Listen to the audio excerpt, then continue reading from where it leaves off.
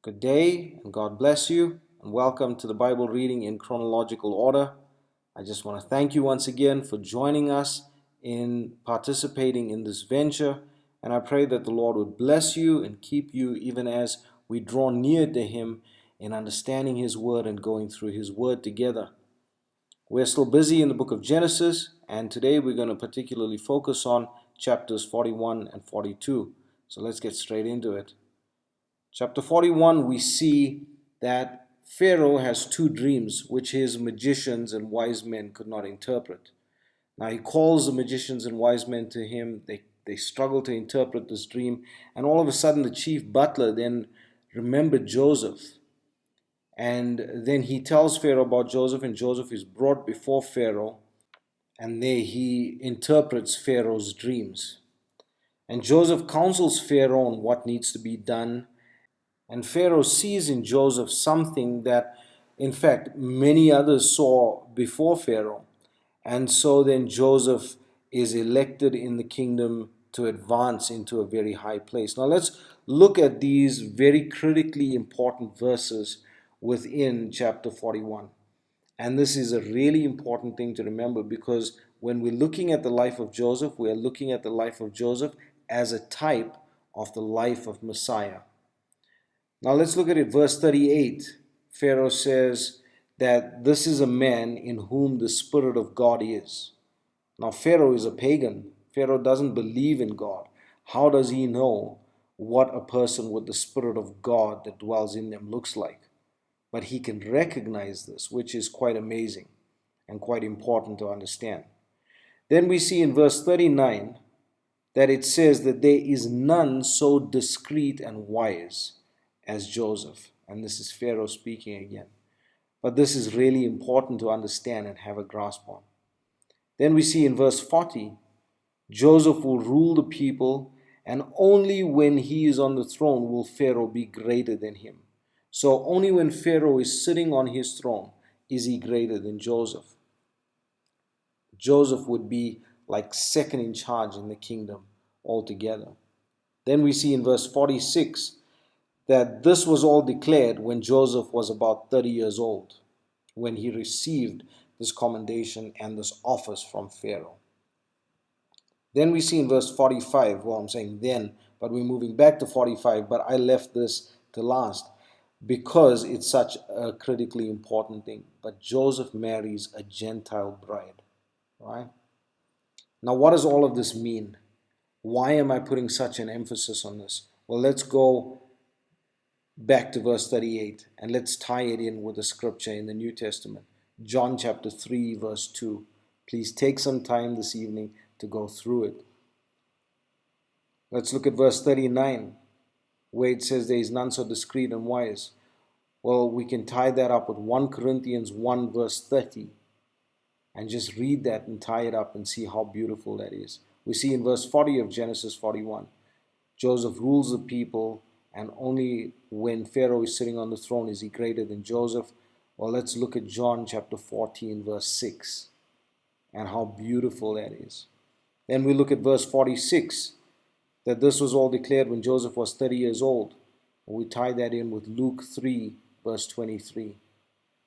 And then we look at verse 45, where Joseph marries a Gentile bride, and then we take it back to 2 Corinthians 11 verses 2 and 4. In fact, I've had so many verses which I wanted to use in this place, I decided to settle on 2 Corinthians 11, 2 to 4. But we can see then exactly that Joseph types the life of Christ. Now that's really important, so I put that in there. Please go through it. You'll really enjoy it. You'll really love to see how the scripture is just so perfect. Then we get to chapter 42. And in chapter 42, we see that the famine got worse. It affected the land of Canaan. And so Jacob sends 10 of his sons to Egypt to buy corn. You can guess which 10 it was or which one he kept behind. It was Benjamin that he kept behind, son of Rachel, who he loved. He had lost Joseph, who was the son of Rachel, so he kept Benjamin aside. He kept Benjamin to himself there. Then the sons of Jacob, who don't recognize Joseph, all bow down to him. Now, this is a very beautiful passage, and I'm not going to give it. I'm not going to give the details of what happens. Please read through this passage just with real concentration, because it's such a beautiful passage. But we can see and we can even feel the yearning of Joseph for his father and for his brothers in this passage, even though there was such an evil done to him. How he longed for his family, how he cared for his family. And he is in this turmoil now, having suffered of his brothers, all of these things, but still that love and that yearning for them. And then we see what he does to plot for them to come back and bring Benjamin to him. But we're going to see all of that. Take some time, just meditate on these verses and these scriptures, and we're going to see some beautiful patterns emerge even while Joseph is in the land of Egypt. So I pray that the reading today would be a blessing to you. The Lord bless you and keep you. May his face shine upon you. May he give you peace. God bless you.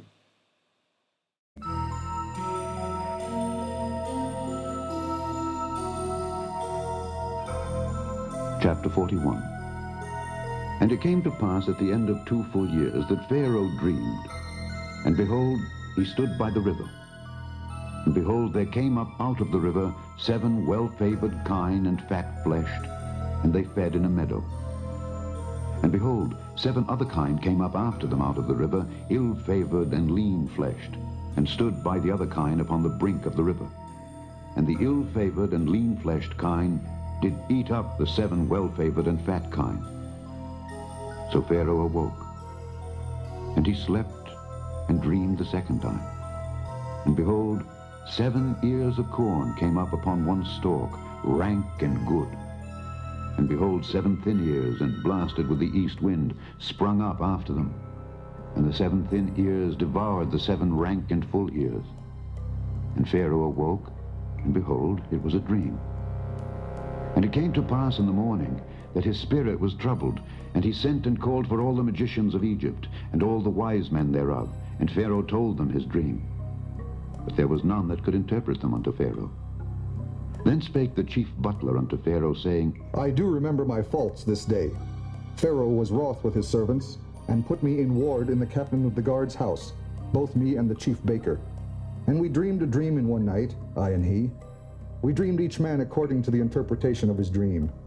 And there was there with us a young man, an Hebrew, servant to the captain of the guard. And we told him, and he interpreted to us our dreams. To each man according to his dream he did interpret. And it came to pass, as he interpreted to us, so it was. Me he restored unto mine office, and him he hanged. Then Pharaoh sent and called Joseph, and they brought him hastily out of the dungeon, and he shaved himself, and changed his raiment, and came in unto Pharaoh. And Pharaoh said unto Joseph, I have dreamed a dream, and there is none that can interpret it. And I have heard say of thee that thou canst understand a dream to interpret it. And Joseph answered Pharaoh, saying, It is not in me. God shall give Pharaoh an answer of peace. And Pharaoh said unto Joseph, In my dream, behold, I stood upon the bank of the river, and behold, there came up out of the river 7 kine, fat-fleshed and well-favored, and they fed in a meadow. And behold, 7 other kine came up after them, poor and very ill-favored, and lean-fleshed, such as I never saw in all the land of Egypt for badness. And the lean and the ill-favored kine did eat up the first 7 fat kine, and when they had eaten them up, it could not be known that they had eaten them, but they were still ill-favored as at the beginning. So I awoke, and I saw in my dream, and behold, 7 ears came up in one stalk, full and good. And behold, 7 ears withered thin, and blasted with the east wind sprung up after them. And the thin ears devoured the 7 good ears. And I told this unto the magicians, but there was none that could declare it to me. And Joseph said unto Pharaoh, The dream of Pharaoh is one. God hath showed Pharaoh what he is about to do. The 7 good kine are 7 years, and the 7 good ears are 7 years. The dream is one. And the 7 thin and ill-favored kine that came up after them are 7 years. And the 7 empty ears blasted with the east wind shall be 7 years of famine. This is the thing which I have spoken unto Pharaoh. What God is about to do, he showeth unto Pharaoh. Behold, there come 7 years of great plenty throughout all the land of Egypt, and there shall arise after them 7 years of famine, and all the plenty shall be forgotten in the land of Egypt, and the famine shall consume the land, and the plenty shall not be known in the land by reason of that famine following, for it shall be very grievous. And for that the dream was doubled unto Pharaoh twice. It is because the thing is established by God, and God will shortly bring it to pass. Now therefore let Pharaoh look out a man discreet and wise, and set him over the land of Egypt. Let Pharaoh do this, and let him appoint officers over the land, and take up the 5th part of the land of Egypt in the 7 plenteous years. And let them gather all the food of those good years that come, and lay up corn under the hand of Pharaoh, and let them keep food in the cities. And that food shall be for store to the land against the 7 years of famine, which shall be in the land of Egypt, that the land perish not through the famine. And the thing was good in the eyes of Pharaoh, and in the eyes of all his servants. And Pharaoh said unto his servants, Can we find such a one as this is, a man in whom the Spirit of God is? And Pharaoh said unto Joseph, Forasmuch as God hath showed thee all this, there is none so discreet and wise as thou art. Thou shalt be over my house, and according unto thy word shall all my people be ruled. Only in the throne will I be greater than thou. And Pharaoh said unto Joseph, See, I have set thee over all the land of Egypt.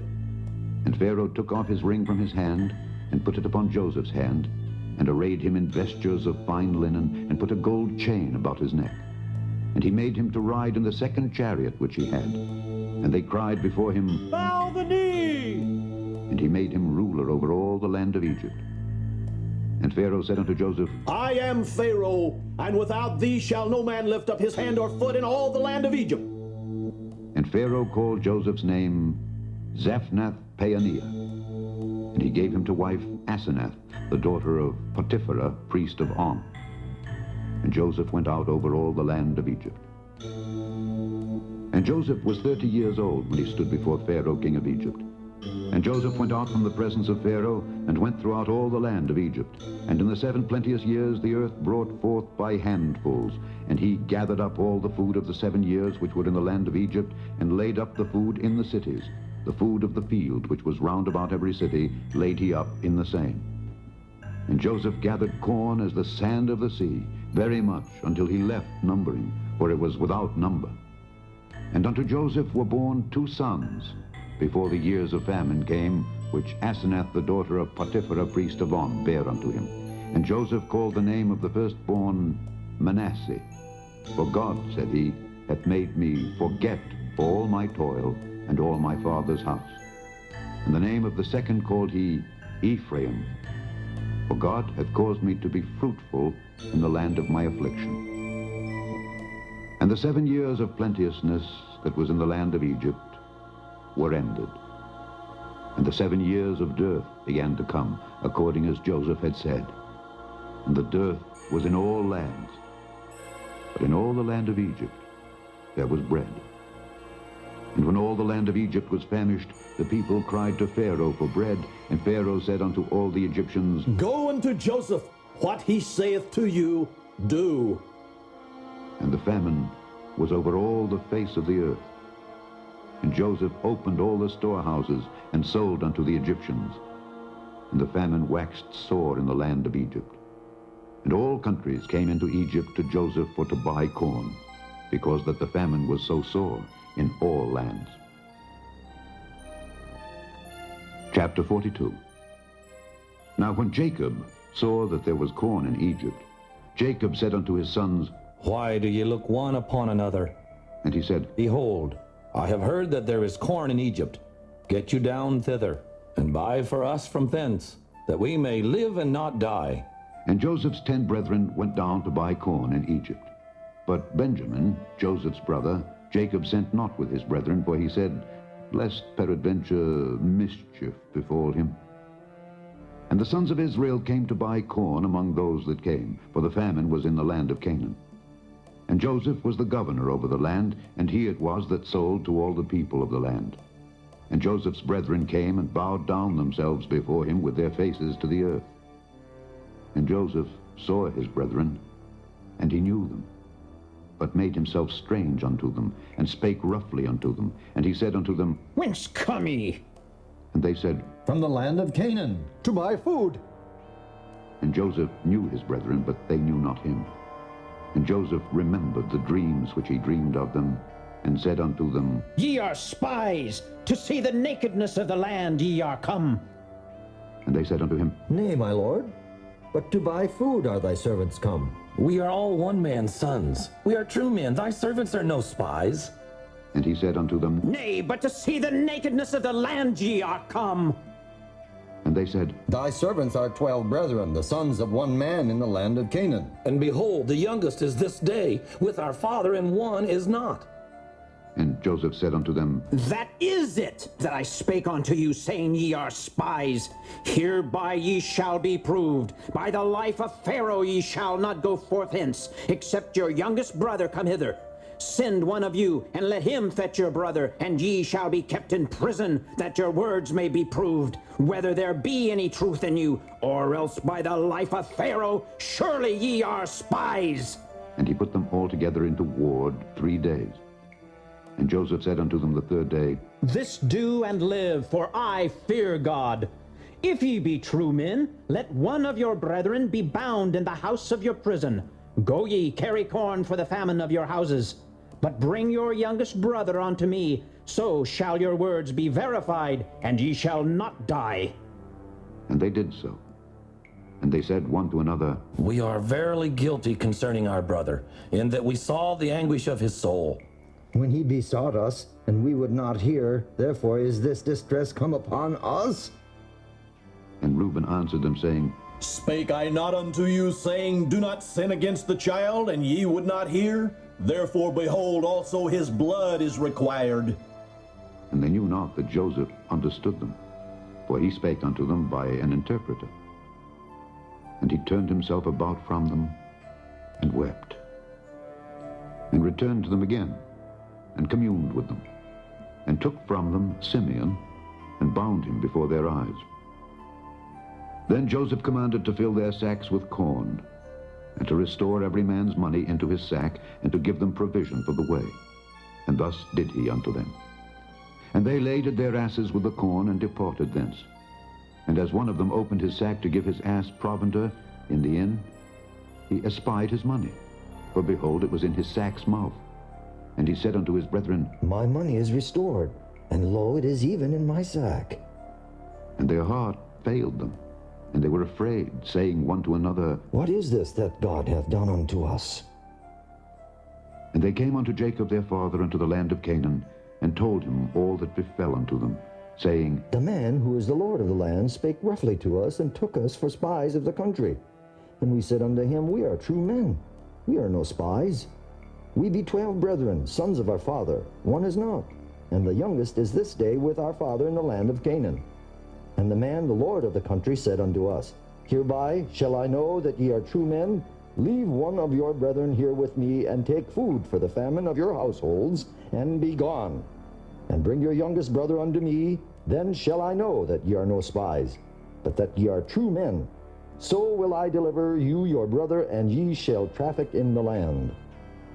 And it came to pass, as they emptied their sacks, that, behold, every man's bundle of money was in his sack. And when both they and their father saw the bundles of money, they were afraid. And Jacob their father said unto them, Me have ye bereaved of my children. Joseph is not, and Simeon is not, and ye will take Benjamin away? All these things are against me. And Reuben spake unto his father, saying, Slay my 2 sons if I bring him not to thee. Deliver him into my hand, and I will bring him to thee again. And he said, My son shall not go down with you, for his brother is dead, and he is left alone. If mischief befall him by the way in the which ye go, then shall ye bring down my gray hairs with sorrow to the grave.